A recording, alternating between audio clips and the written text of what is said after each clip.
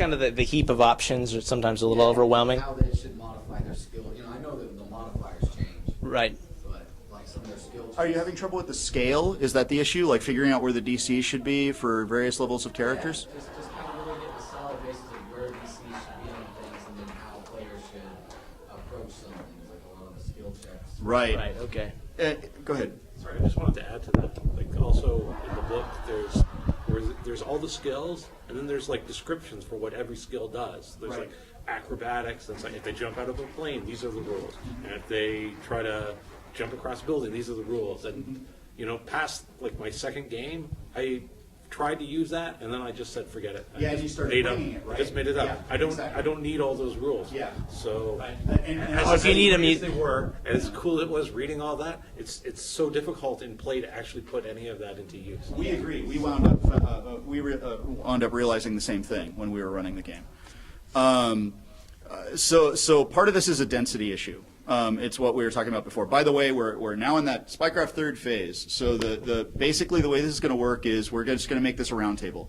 And if you guys want to pipe up, just try not to talk over each other, but just say, hey, I've got a comment. And as I've said before, we're going to take down everybody's names at the end, and we're going to put everybody's names in the books who contribute positively to the final product.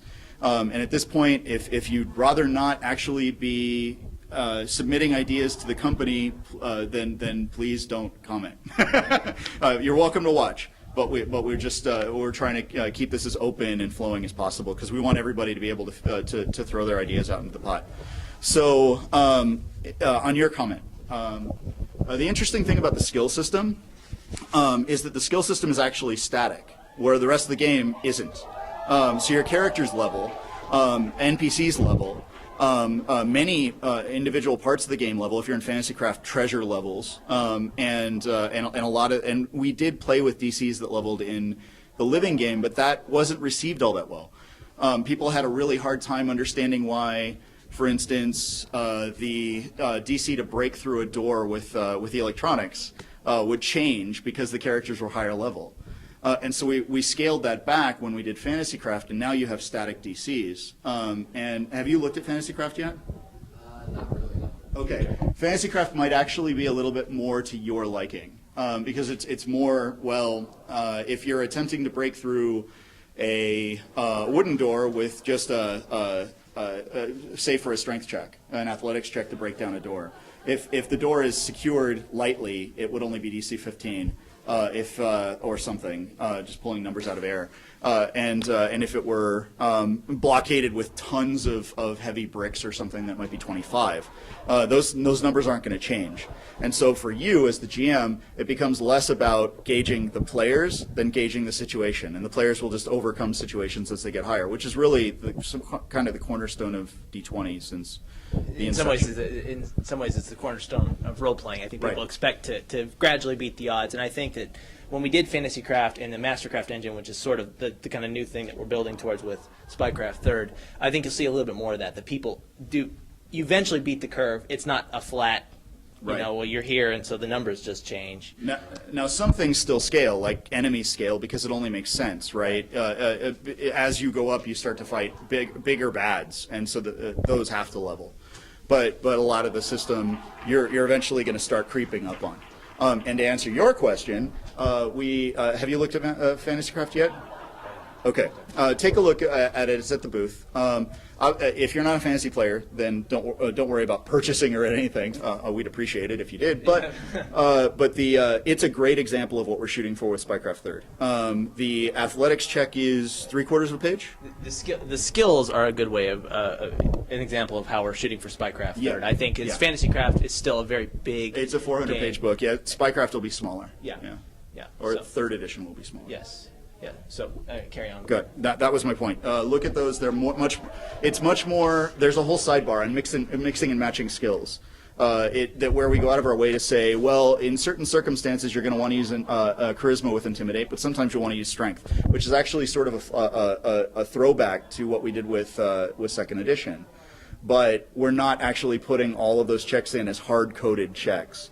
Now it's a lot more. Here's an intimidate skill. Here's roughly how it works. Here's a few DCs.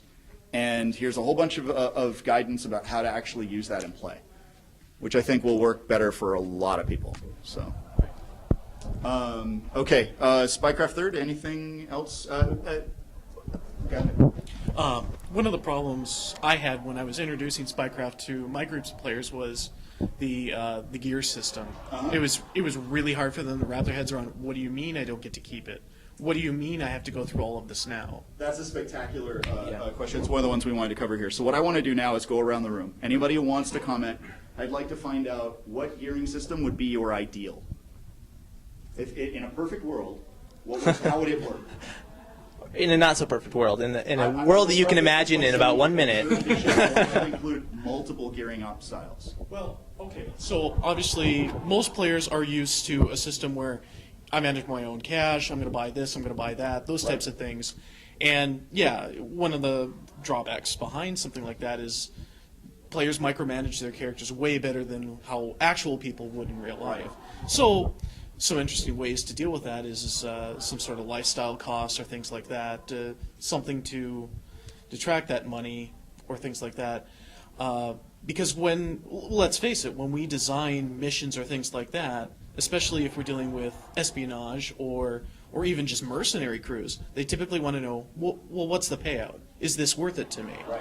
And sometimes just by saying gear or things like that, that's hard for them to conceptualize. The entire reward is just that amount. So that would be cool in some way that it can be somewhat still familiar, but yet we as GMs can still provide something to them in the mission loadout as, look, these are the tools you're going to need to succeed on this mission, or bundles in some ways. So do you like mission bundles, I take it? I like the concept of mission bundles, but I would like to see that appended with perhaps something else, just to... I guess I like to see mission bundles as a tool to aid players in, these are packs of things you're probably going to need. Okay, multiple mission bundles. You want to be able to choose different types of mission bundles. Like for instance, if we're getting a beanie kit, I need these types of things. Or we're gonna be doing an extraction. We need to take a famous person and kidnap him and do this. Those types of things, typical things that spies would need to do. But players just might not know how to do it. What are the tools I'm going to need? Okay. All right. Yeah. And do you like prudence? Because that's the closest to what you were describing with the lifestyle. Prudence was interesting. I think it was just as a mechanic was hard to describe to players to make it hit home for them. This is why prudence is here. This is why you need it. I mean, I understood it, right. But my players were looking at it going, "Wait, what?" Ale and wenches. That's all you know. Ale and wenches. And I did try to